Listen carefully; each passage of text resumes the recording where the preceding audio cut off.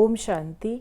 आज 15 अगस्त 2020 है और हम सभी ने बाबा के साकार रूप से चले हुए मधुर महावाक्य अवश्य सुने होंगे।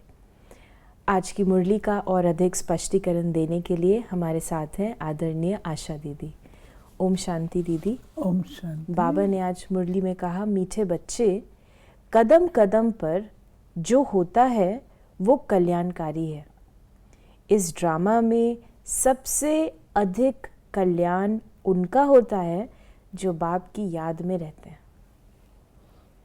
ये तो बाबा ने हम बच्चों को जब ज्ञान की फाउंडेशन समझाई है तो उसमें ये बात बता दी है कि ये ड्रामा सदा कल्याणकारी। इसको इस दृष्टि से देखो।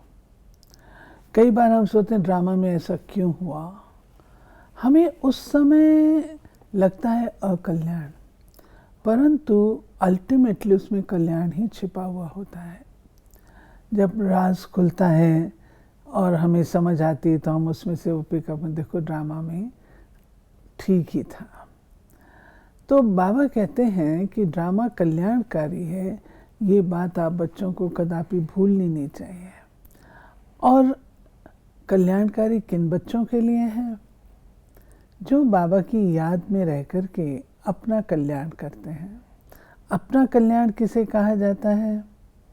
याद से जो अपने मन की सफाई करते हैं उनका ही तो कल्याण होगा। और आज बाबा ने जो प्रश्न पूछा है मुरली में, ड्रामा की किस नूंद को जानने वाले बच्चे अपार खुशी में रह सकते हैं? जो जानते हैं कि ड्रामा अनुसार अब इस पुरानी दुनिया का विनाश होगा, नेचुरल कैलामिटीज भी होंगी, लेकिन हमारी राजधानी तो स्थापन होनी ही है।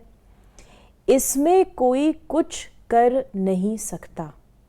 भल अवस्थाएं नीचे ऊपर होती रहेंगी, कभी बहुत उमंग, कभी ठंडे ठार हो जाएंगे, इसमें मूंझना नहीं है। सभी आत्माओं का बाप भगवान हमको पढ़ा रहे हैं, इस खुशी में रहना है। खुशी एक ऐसी चीज़ है जो बाबा ही आकर के देते हैं। और बाबा ये भी कहते हैं बच्चे, खुशी जैसी खुराक नहीं। सबसे पहली खुशी तो ये है कि हमारी बुद्धि की भटकन बंद हो जाती है, बुद्धि एकाग्र हो जाती है। भटकने से जो थकावट होती है, भटकने से जो व्यक्ति फ्रस्ट्रेटेड होता है क्योंकि प्राप्ति तो होती नहीं, तो वो सब चीज़ें हमारी समाप्त होती हैं। एकाग्रता आने से, बाबा के मिलने से स्वाभाविक है जो खुशियों का सागर है वो आके हम बच्चों को अपना परिचय देते हैं। बुद्धि एकाग्र होती है और हम बच्चे खुशी में आ जाते हैं। बाबा कहते हैं वो खुशी तुम्हारी कभी गायब नहीं होनी चाहिए। तुम खुश नसीब हो। खुश नसीब बच्चों की खुशी कभी भी गायब नहीं होनी चाहिए।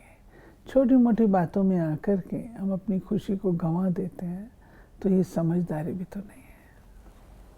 आज का गीत है, महफिल में जल उठी शमा। मीठे मीठे नंबरवार पुरुषार्थ अनुसार चैतन्य परवानों को बाबा याद प्यार दे रहे हैं। तुम सब हो चैतन्य परवाने।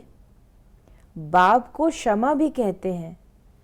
क्षमा कोई बड़ी नहीं, एक बिंदी है। गीत बहुत सुंदर है कि इस संसार की महफिल में जो परम क्षमा है, सबसे ऊंची क्षमा है, वो आती है। और जो परवाने उस क्षमा से संबंधित होते हैं, उस क्षमा को पहचान लेते हैं, वो आकर के संपूर्ण रूप से उसके ऊपर फिदा हो जाते हैं। बाबा 3 प्रकार के परवाने बताते हैं। एक होते हैं जो इमीडिएटली फिदा हो जाते हैं, दूसरे होते हैं जो चक्कर लगा करके लौट जाते हैं, और तीसरे होते हैं जो चक्कर लगाने के पश्चात फिदा होते हैं। तो बाबा हमेशा पूछा करते थे, आप कौन से परवाने हो? फिदा होने वाले या चक्कर लगाने वाले? तो नंबर 1 क्वालिटी तो फिदा होने वालों की है। तो बाबा ने ये कहा कि क्षमा को पहचानने वाले जो होंगे वही बाप के करीब आएंगे। बाबा ने कहा कि वो था वाइसलेस भारत, अभी है विश्वस भारत। वाइसलेस भारत जिसको हम कहते हैं दैवी स्वराज, वाइसलेस जिसको हम कहते हैं निर्विकारी दुनिया, वाइसलेस जिसको हम कहते हैं स्वर्ग, तो वो था। और आज उसके विपरीत है जिसको हम कहते हैं विशेष विकारी। दिन और रात का अंतर है। तो बाबा तो आकर के वाइसलेस बनाते हैं ना। बाबा ने कहा कि तुम जानते हो अभी सच्चा सच्चा भागवत चल रहा है। फिर बाबा ने कहा कि शिव की पूजा तो सब करते हैं, लेकिन अव्यभिचारी पूजा तो है नहीं। शुरू में जब ये स्थापना होती है द्वापर युग की और हमारा पवित्रता का ताज गुम होता है, तो हमारे अंदर भक्ति के संस्कार, पुजारीपन के संस्कार जागृत हो जाते हैं। क्योंकि पूज्य हम तब तक हैं जब तक हम पवित्र हैं, और जब हम पवित्रता को छोड़ देते हैं तो पुजारी बनना पड़ता है। अब जब पुजारी बनते हैं तो आत्मा के अंदर शिव बाबा का इम्प्रेशन तो होता है। तो सबसे पहले जो हम पूजा शुरू करते हैं वो पहले शिव बाबा की करते हैं, मंदिर बना करके उनकी पूजा करते हैं। और आप देखेंगे जब पूजा कर रहा है उसका सिंगल ताज है, डबल ताज नहीं है, सिंगल है। क्यों? पवित्रता गायब हो गई। तो पहले केवल मात्र शिव बाबा की पूजा थी, अव्यभिचारी, अर्थात उनके सिवाय और किसी की नहीं थी। फिर धीरे धीरे हमने देवताओं की पूजा शुरू की, अपने ही मंदिर बना के अपनी पूजा चालू की, आप ही पूजा, आप ही पूजा। फिर उसके बाद हमने देवताओं में भी नंबर वाइज, पहले श्री लक्ष्मी से नारायण की पूजा, डबल प्रवृत्ति वालों की, उसके बाद सिंगल पूजा करनी शुरू कर दी, श्री लक्ष्मी की अलग, श्री कृष्ण की अलग, उनकी पूजा शुरू कर दी। उसके बाद फिर आकर के और छोटे छोटे, और फिर अब तो ऐसी स्थिति हो गई है, सवेरे एक की पूजा, दोपहर में दूसरे की, शाम को तीसरे की, और हर दिन अलग अलग की हर दिन अलग अलग पूजा। बाबा ने कहा कि कभी तुम बहुत खुशी में अच्छे ख्यालात में रहेंगे, कभी ठंडे पड़ जाएंगे। ठंडे ठार हो जाता है ना। यात्रा में भी नीचे ऊपर होते हैं, इसमें भी ऐसे होते हैं। कभी तो देखो तो बहुत खुश हैं, जैसे आकाश को छू लेंगे, और कभी देखो तो बिल्कुल धरती पे पड़े हैं, ये कोई आकर के हमें मदद कर दे। तो बाबा कहते हैं क्यों होता है ये इसीलिए होता है कि अपनी धारणाओं से जब हम थोड़ा सा हिल जाते हैं तब हमारी खुशी गायब होती है। बाबा ने कहा कि रावण ही तुमको अज्ञान के घोर अंधियारे में सुला देते हैं। ज्ञान तो सिर्फ एक ज्ञान सागर ही बतलाते हैं जिससे सद्गति होती है। और फिर आज बाबा ने कहा गीता का ज्ञान जो बाप ने सुनाया था वो फिर प्राय लोप हो गया। ऐसे नहीं, ये ज्ञान कोई परंपरा से चला आता है। औरों का जो कुरान है, बाइबल आदि चले आते हैं, विनाश नहीं होते। शिव बाबा के 3 कर्तव्य हैं। एक है स्थापना नई दैवी सृष्टि की, दूसरा है पुरानी आसुरी सृष्टि का विनाश, और तीसरा है जो नई दैवी सृष्टि स्थापन होती है उसकी पालना। तो बाबा हम बच्चों को ये बता रहे हैं, जो गीता है श्रीमद् भगवद गीता, उसमें ये 2 प्रमुख रूप से बताए गए, स्थापना और विनाश। पालना जो है बाबा कहते हैं वो विष्णु के स्वरूप के द्वारा होती है, श्री लक्ष्मी से नारायण के द्वारा। तो जो गीता का ज्ञान है वो कब दिया गया? संगम पर। सतयुग में क्यों नहीं दिया गया? क्योंकि गीता जो प्रॉमिस करती मैं तुमको ये बनाऊंगी, सतयुग में ऑलरेडी होता है, तो वहाँ तो गीता का देने का सवाल नहीं है। द्वापर युग में अगर दिया जाए तो द्वापर के बाद कलयुग आता है, तो भी वो प्रॉमिस फुलफिल नहीं होता है।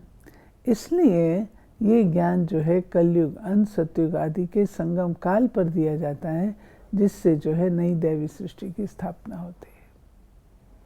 बाबा ने कहा तो तुम्हारी मूल बात है कि गीता का ज्ञान किसने दिया, और मुख्य धर्मशास्त्र भी बाबा ने आज कहे मुख्य है डेटिज्म, इस्लामिज्म, बुद्धिज्म। फिर बाबा ने कहा अभी का प्रेजेंट फिर पास्ट हो, फ्यूचर हो जाएगा। Past, present, future.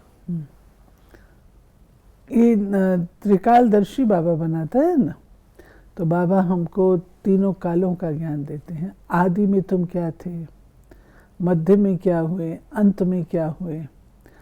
अब ये भी एक वंडरफुल कुदरती बात है, एक सेकंड बीता और वो सदा काल के लिए बीत गया, वापस कभी कभी कभी नहीं आएगा। गया सो गया, पास्ट इज पास्ट। और उस पास्ट के बारे में हम कुछ कर भी नहीं सकते हैं, हो गया ना, कुछ नहीं कर सकते हैं। और जो फ्यूचर है उसका निर्माण कर सकते हैं, लेकिन वो तब होगा जबकि हम प्रेजेंट को अपने अच्छा बनाएंगे। पास्ट से शिक्षा लेके अपने प्रेजेंट को अच्छा बनाना। बाबा कहते हैं आदि, मध्य, अंत। जो प्रेजेंट है वो पास्ट हो जाएगा और फ्यूचर जो है वो प्रेजेंट हो जाएगा। बाबा ने कहा जो अच्छी रीति पढ़े वो सूर्यवंशी बने, जो फेल हुए उनका नाम क्षत्रिय पड़ा। आप देखिए जो सूर्यवंशी हैं उनके हाथ में बांसुरी है। जो बांसुरी है वो किस बात की निशानी है?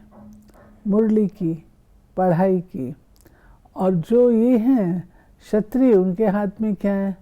तीर कमान है, युद्ध के संस्कार है, हर समय लड़ते रहने के संस्कार है, और वो जो है मौजों के संस्कार हैं।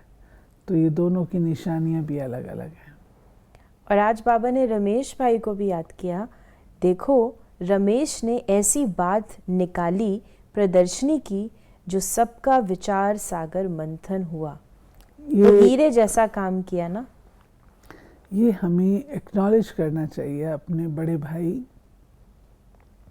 रमेश भाई, जो कि बॉम्बे के थे और बाबा के वारिस बच्चे अपनी यज्ञ की सारी जो फाइनेंस है उसको संभालते थे। तो रमेश भाई ने जब बाबा उनका जन्म हुआ तो बाबा कहते हैं ना बच्चे युक्तियां निकालो सेवा की। तो उस समय रमेश भाई ने प्रदर्शनी का आइडिया निकाला। तो पहली प्रदर्शनी के चित्र जो है वो बनाए गए और बाबा को वो पसंद आए। बाबा ने करेक्शन की। उसके बाद जो है आज वो प्रदर्शनी कितनी सेवा कर रही है।